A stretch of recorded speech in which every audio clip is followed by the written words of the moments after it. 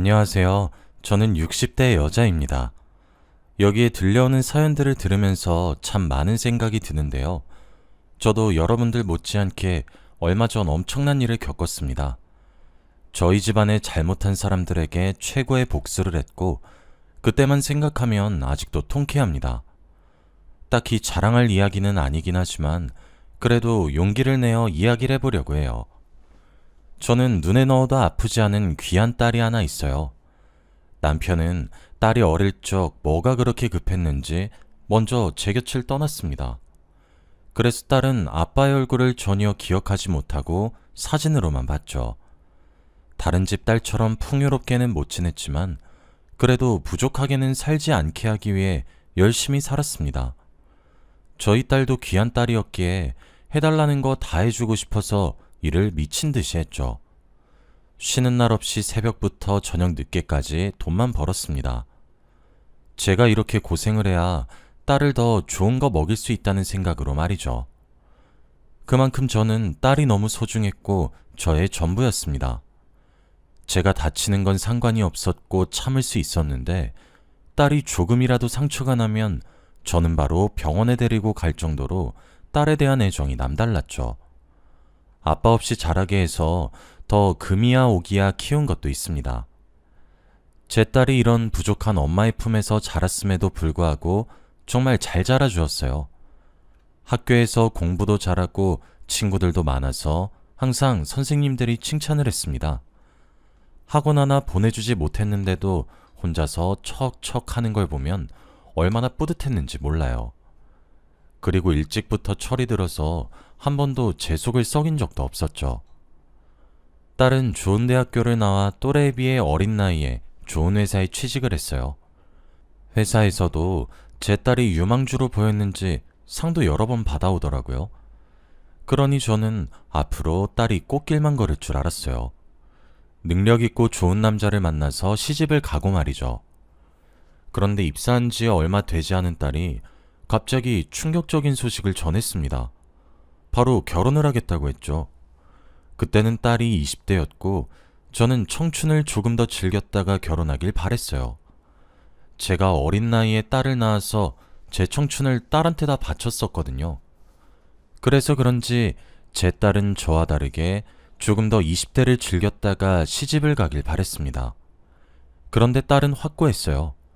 지금 만나고 있는 남자친구와 연애를 한 지 오래되기도 했고 둘 다 직장도 있어서 결혼을 하고 싶다고 했죠. 대체 얼마나 대단한 남자이길래 제 딸이 이렇게 결혼을 하고 싶어 하나 궁금했습니다. 그런데 딸이 결혼하려는 사람은 의외의 인물이었어요. 바로 딸과 나이 차이가 많이 났고 그렇게 대단한 사람이 아니었습니다. 딸보다 능력이 좋지 못했고 이미 장가도 한번 갔다 온 사람이더라고요. 그런데 그런 사람한테 어떻게 제 딸을 시집 보낼 수가 있나요? 둘의 나이 차이가 띠동갑만큼 나는 것도 마음에 들지 않았는데 거기다가 재혼을 한 사람이라고 하니 당연히 억장이 무너질 수밖에 없었죠. 그런데 제가 이렇게 반대를 하면 뭐하나요? 딸의 고집은 꺾을 수 없었습니다. 내가 뭘 한다고 했을 때 엄마 실망시킨 적 있어? 나 잘 살 수 있으니까 믿어줘. 딸은 진심으로 그 사람을 사랑한다고 했고 평생 함께하고 싶다고 했습니다. 그 남자가 제 딸을 얼만큼이나 사랑하는지는 가늠이 되지 않았지만 그래도 믿어보려고 했어요. 다른 거 다 필요 없고 저희 딸이 행복하기만을 간절히 바랬습니다. 둘은 속전속결로 결혼을 했고 같이 살게 되었어요. 그런데 저는 당연히 분가를 하고 신혼생활을 즐길 줄 알았는데 시댁살이를 하기로 했답니다. 왜 굳이 그곳까지 들어가서 사는지 당시에 이해가 되지는 않았지만 딸의 선택을 믿어보기로 했어요. 딸이 사돈댁에 들어가 사는 동안 얼마나 걱정을 했는지 모릅니다. 낯선 환경에서 적응하기도 힘들 거고 어른들 비위 맞추는 것도 쉬운 일이 아니잖아요. 딸은 잘 살고 있는 건지 저한테 연락도 잘 하지 않았고 어떻게 사는지 알 길이 없었습니다. 그래도 무소식이 희소식이라고 생각하고 저도 딸에게 많은 연락을 하지 않았어요. 그런데 어느 날이었습니다. 그날은 평화로운 주말이었고 집에 앉아 조용히 TV를 보고 있었죠. 그때 누군가 저희 집 비밀번호를 치고 들어왔습니다. 저희 집 비밀번호를 아는 사람은 딸밖에 없었기에 딸이 오랜만에 집에 온 줄 알았죠. 그 소리에 저는 버선발로 현관문까지 뛰어나갔어요. 문이 열리고 딸의 모습이 보였는데 굉장히 충격적이었습니다. 딸은 꼴이 만신창이었고 많이 울었는지 눈도 팅팅 부어 있더라고요. 그리고 저한테 달려와 안겨 더 펑펑 울었습니다.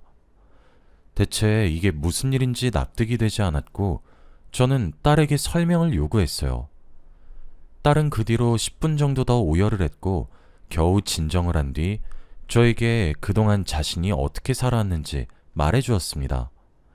그런데 딸이 하는 말은 정말 충격적이었어요. 바로 딸이 임신을 했다는 소식이었거든요. 저는 이 기쁜 일에 왜 이렇게 슬퍼하냐고 물어봤고 딸은 거기서는 임신을 축하받지 못한다고 합니다. 사돈댁은 그 유명한 아들아들하는 집안이라고 해요. 아들을 낳지 않으면 그 집의 며느리가 될 수 없는 거죠. 딸은 임신 사실을 알고 기쁜 마음으로 시댁 사람들한테 알렸지만 돌아오는 대답은 아들이냐고 묻는 거였대요. 그런데 다음날 바로 시어머니가 태몽을 꾸었는데 딸이었고 점집으로 가서 몇백만 원이나 들이며 이것저것 물었는데 제 딸에게 아들 사주가 없다고 했답니다. 그 뒤로 시댁의 괴롭힘이 너무 심해졌대요. 임신한 아이한테 이거 해라 저거 해라는 기본이었고 아주 가정도우미 취급을 받았다고 합니다. 그리고 여기서 끝이 아니었어요. 사이도 제 딸한테 막말과 괴롭힘을 서슴지 않았죠. 이미 제 딸은 그 집안에서 며느리가 아니었던 겁니다. 그저 밥해주는 사람, 청소해주는 사람에 불과했죠. 하지만 딸은 바보같이 여기까지는 참을 수 있었다고 합니다. 그런데 딱 한 가지, 도저히 참을 수 없어서 집으로 뛰어왔다고 했죠. 바로 사위의 상간녀가 제 딸을 찾아갔다고 합니다. 그런데 그 상간녀는 제 딸에게 뻔뻔하게 사위와 이혼해달라고 요구를 했대요. 더 놀라운 건 상간녀는 사위의 아이를 임신한 상태였고 태몽이 아들이라 집안에서는 이미 상간녀가 며느리였죠. 한 지붕 아래에서 두 여자가 같이 지내는데 얼마나 힘들었을까요? 딸은 배가 나온 채로 한시도 앉아있을 틈이 없었고 매일 몸을 움직여야 했지만 그 상간녀는 집거실에 대자로 누워 제 딸에게 이것저것 시켰다고 해요. 결국 이런 집안에서 사는 것보다는 이혼을 하고 맘 편히 저와 사는 게 낫단 생각이 들어 이렇게 짐을 바리바리 싸들고 도망쳤다고 했죠. 그동안 이 어린 것이 얼마나 마음고생을 했을지 생각하면 정말 속상했고 미안했습니다. 그리고 한편으로는 사돈한테 화도 미친 듯이 났어요. 남의 집 귀한 딸을 며느리로 데려갔으면 최소한의 인간 취급이라도 해줘야 하는 거 아닌가요? 마음 같아서는 당장 그 집에 찾아가서 복수를 하고 싶었지만 꾹 참았습니다. 그리고 딸은 사위와 이혼을 하고 저희 집으로 돌아와 살게 되었어요. 딸은 확실히 집으로 돌아와서 많이 안정적이게 보였고 열심히 문화센터도 다니면서 출산을 기다렸죠. 그리고 만삭이 되어 아이를 낳았습니다. 아이를 낳기 전까지 딸은 병원에서 아이의 성별을 알려주지 말라고 했어요. 남자든 여자든 상관없었고 사돈댁에서 하도 사주도 보러 다니고 딸인 태몽까지 꾸었으니 저희는 이미 딸이라고 거의 확정을 지은 상태이기도 했고요. 그래서 출산 당일날까지 저희는 의사 선생님께 성별을 듣지 않은 상태였습니다. 딸은 건강하게 아이를 낳았죠. 그런데 수술방에서 아기를 받은 의사 선생님께서 충격적인 말을 하셨습니다. 축하드립니다. 왕자님이네요. 그 순간 저와 딸은 굉장히 놀랐어요. 당연히 딸이라고 생각했는데 아들이라뇨. 그럼 사돈댁에서 간 점집과 태몽은 대체 무엇인가요? 당황스럽긴 했지만 그래도 저희는 좋았기에 손주를 열심히 키웠습니다. 그런데 이 사실을 어떻게 알았는지 제 딸이 산후조리가 다 끝나기도 전에 사돈댁에서 저희 집에 찾아왔습니다. 전 사위와 전 사돈댁이 왔더라고요. 저희 딸이 아들을 낳았다는 것을 알고 양손에는 과일 바구니와 선물들도 잔뜩 들고 왔죠. 저와 딸은 딱 봐도 그들의 속셈을 알 것 같았습니다. 그리고 사돈댁은 딸이 안고 있던 손자에게 다가갔고 손자를 만지며 말을 하기 시작했어요. 아이고, 네가 내 손자구나. 할머니 왔다. 대체 이런 뻔뻔함은 어디서 나오는 걸까요? 저와 딸 둘 다 당황했고 딸은 사돈댁의 손을 뿌리치며 말을 하기 시작했죠.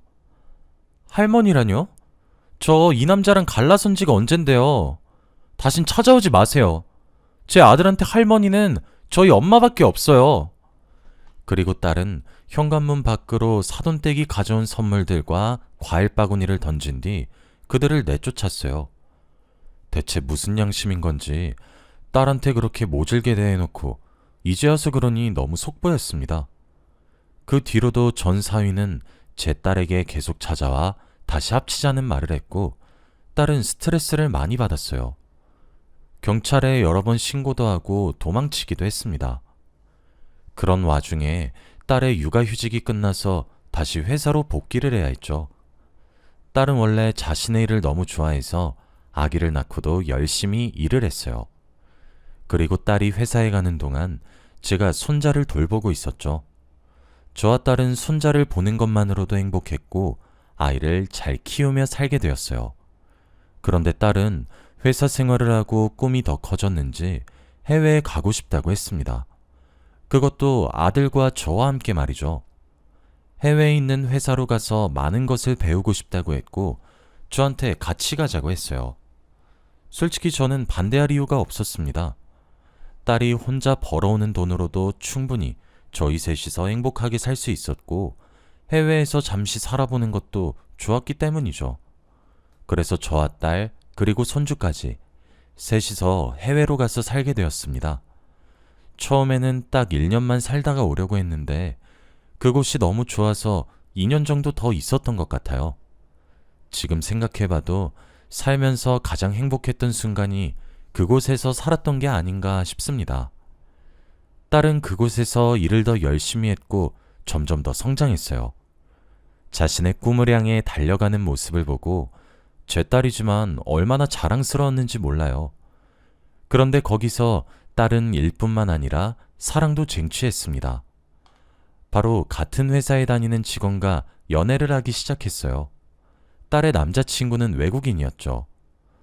저와 몇 번 인사도 나누었고 손주도 많이 본 적 있어요.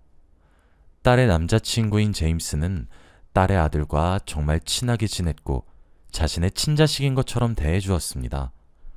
딸이 제임스를 만나고 더 행복해 보였고 드디어 자신만의 삶을 살아가는 것 같아 엄마로서 너무 행복했죠.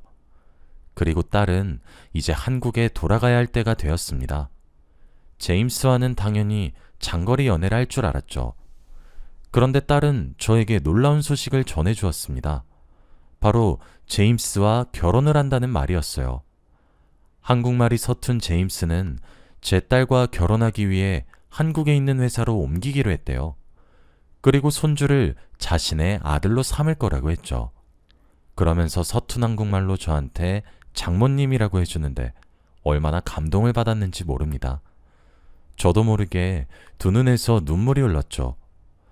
얼마 뒤 제임스와 딸 그리고 손주와 저는 넷이서 한국으로 돌아왔어요.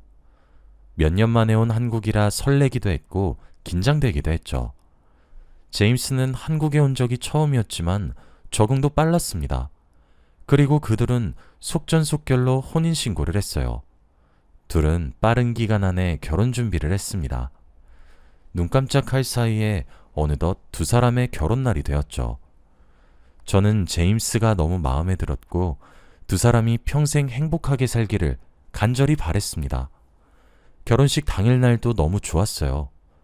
딸은 너무 예쁜 웨딩드레스를 입고 있었고 결혼식장에 온 사람들도 하나같이 다 결혼을 축하해 주었죠. 그리고 본격적으로 결혼식이 시작되었습니다. 딸과 제임스가 입장을 하고 주례사를 듣고 있었죠. 하객들도 다 집중을 하고 있었고 결혼식장은 조용했습니다. 그런데 그때였어요. 누군가 밖에서 소란을 피우고 있는지 직원들이 누군가를 말리는 소리가 들렸죠. 얼마 지나지 않아 그 사람은 저희 결혼식장에 닫힌 큰 대문을 열고 들어왔어요. 그리고 난 후 소리쳤습니다. 이 결혼 반대야! 그 말을 하고 버즌로드 위에 선 채로 소화기를 냅다 뿌려댔습니다.